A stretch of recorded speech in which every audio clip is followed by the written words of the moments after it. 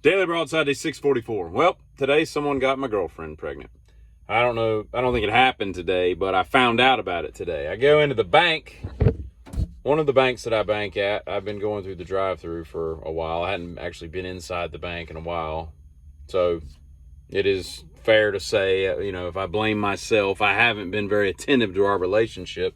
But today I went in there and I needed to get something notarized, which, needed to be done in person. I walk in and there's a dude ahead of me dealing with my girlfriend, a nice little strawberry blonde girl in her early 20s. And he says, how far along are you? And I'm sitting there and I'm like, how far along is she what? Getting to lunch? Because it's like 11:15. She's got 45 minutes to lunch. What are you asking?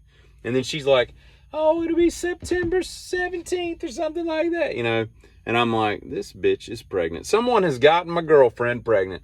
And, again, I have not been attentive to the relationship because I've been going through the drive-thru. I needed to come in more. I needed to just get some faux stuff notarized. Just bring in some documents, let her just notarize crap. It doesn't even exist.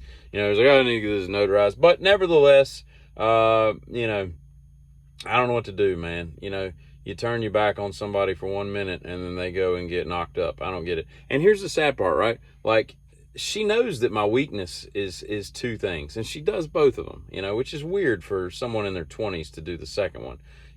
If you're a strawberry blonde or a redhead, I'm done. That's it. That's my kryptonite. And the other kryptonite that I have is if I don't know you and you call me sweetie or honey or sugar or something like that, I become a Cadbury egg on the dash of a car in Phoenix in the middle of July. That's what I just turn into ooze. I just melt all over your dash and run down into the, crevices and cracks. And it's not important. But yeah, so I'll get over it. I'll find someone else, but it'll be all right.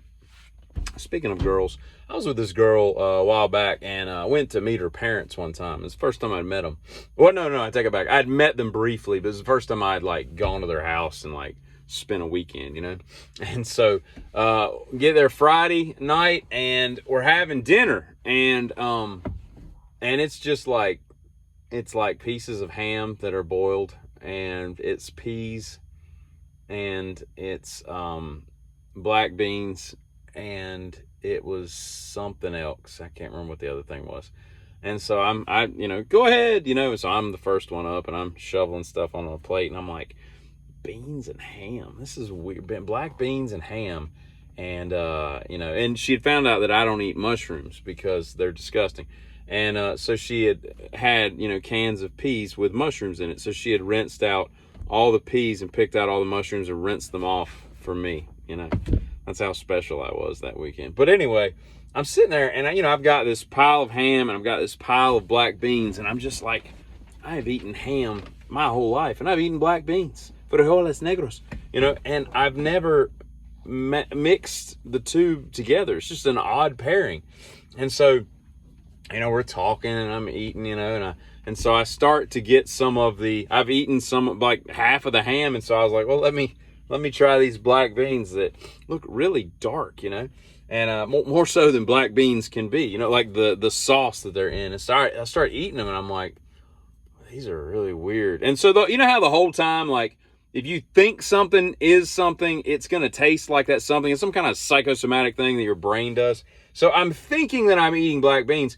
And what has happened is I'm eating raisins in some kind of sweet glaze that was supposed to be dumped on the ham. And now it makes so much freaking sense. And I'm like, God bless. And these are really good, and it makes the ham not be so barren. It was just like the Gobi Desert out. It's just Gobi ham, you're just out there with just nothing. And now I've got this glaze and I've wasted half the ham without glaze. It's just ham sans glaze, Ham sans glaze sounds like something that you would order in a really, really bad French restaurant.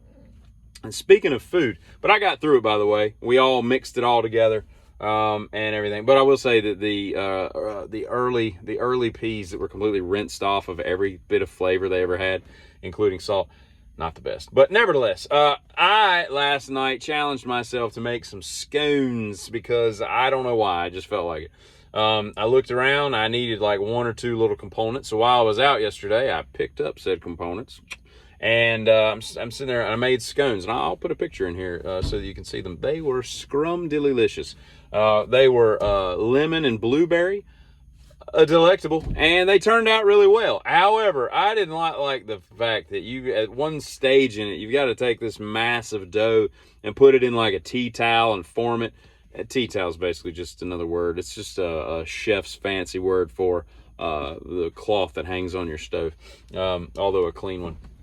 And so I made these things, and then I got done, and I'm like, well, now I've got like a dozen scones to eat, and I've got too many things to do this week. I don't really have time to sit around and eat all these scones as it were, but we'll get it done. I'm sure I can just give them to my neighbors and stuff. Hey, I've got scones. You know what I ought to do?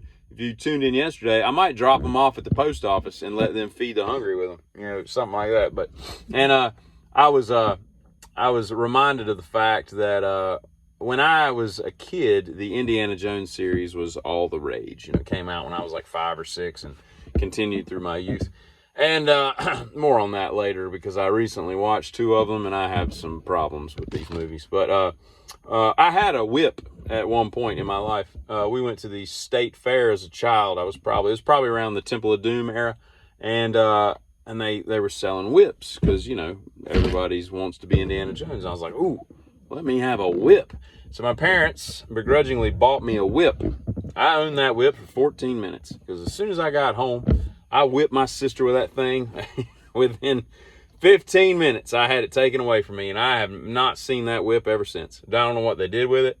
Imagine when my parents die, I'm going to be digging through their attic one day and be like, dun, dun, dun, dun, dun, dun, dun, and I'm just going to find this whip in the attic, and I'm going to go find my sister and give her the once over. But anyway, so yeah, I was a whip owner once, but not for very long. Y'all have a great afternoon. A giddy.